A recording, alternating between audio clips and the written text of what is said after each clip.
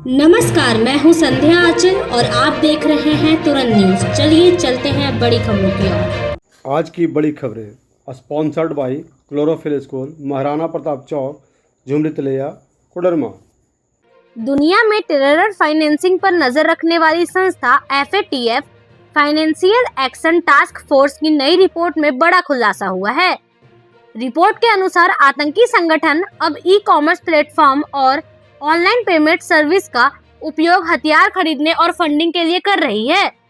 FATF ने भारत के दो बड़े मामलों 2019 पुलवामा हमला और 2022 गोरखनाथ मंदिर हमले का जिक्र करते हुए बताया कि इन घटनाओं में ऑनलाइन प्लेटफॉर्म्स की अहम भूमिका रही है।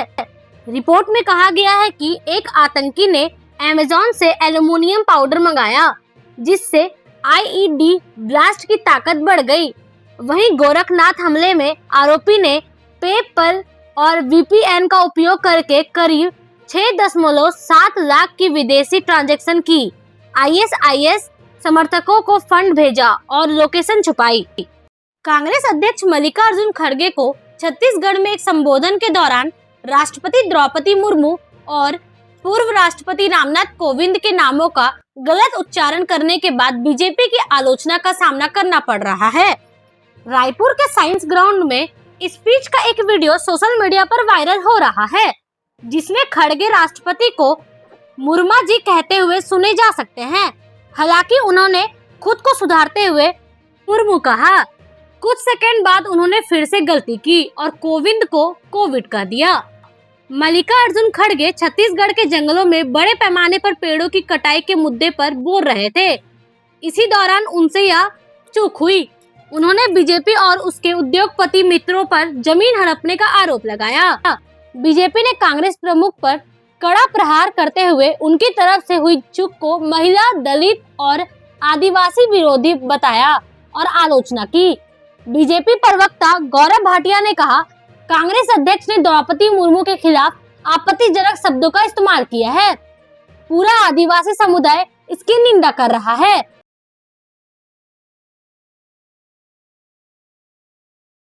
तेलंगाना जागृति की अध्यक्ष पूर्व सांसद और BRS MLC के कविता ने मंगलवार को केंद्र सरकार को कड़ी चुनौती दी कि अगर केंद्र पिछड़े वर्गों को 42% रिजर्वेशन देने वाला विधेयक को मंजूरी देने में फेर रहता है तो एक भी ट्रेन को चलने नहीं दिया जाएगा।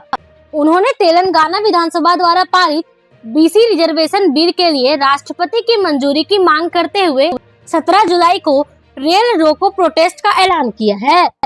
अंतिम उपाय के रूप में उन्होंने मांग की है कि तेलंगाना में रेवंत रेड्डी सरकार संविधान के अनुच्छेद 243D के प्रावधानों के मुताबिक बढ़े हुए आरक्षण को लागू करने के लिए एक सरकारी आदेश GO जारी करे।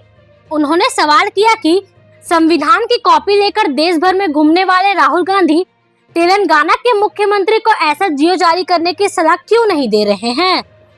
एयर इंडिया ने संसद की पब्लिक अकाउंट कमेटी लोक लेखा समिति को सौंपे गए अपने जवाब में अहमदाबाद में 12 जून को हुए विमान दुर्घटना में शामिल बोइंग ड्रीमलाइनर का बचाव किया है और इसे सबसे सुरक्षित विमानों में से एक बताया है।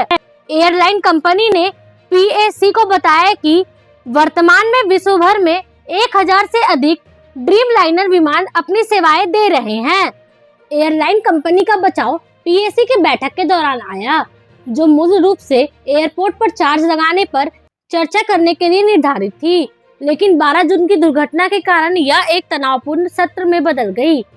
PAC की बैठक में एयर इंडिया की और एयरलाइन कंपनी के CEO ने भाग लिया। उनके अलावा Ministry of Civil Aviation, Directorate General of Civil Aviation, Airport Economic Regulatory Authority, Airport Authority of India और Bureau of Civil Aviation and Security के शीर्ष अधिकारी मौजूद थे।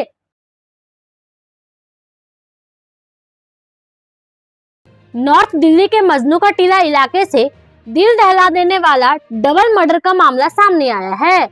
यहाँ एक महिला और उसकी 6 साल की बच्ची की चाकू से गोदकर हत्या कर दी गई है। मृतक महिला की पहचान सोनल के रूप में हुई है, जबकि बच्ची का नाम यशिका था।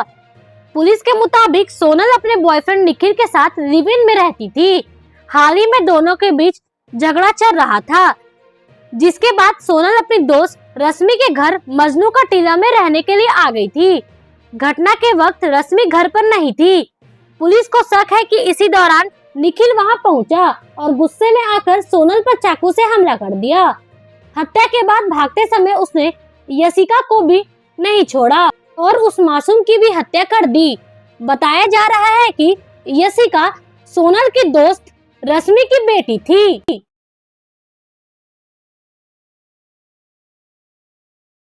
अभी के लिए इतना ही, फिर मिलेंगे बड़ी खबरों के साथ। तब तक के लिए नमस्कार।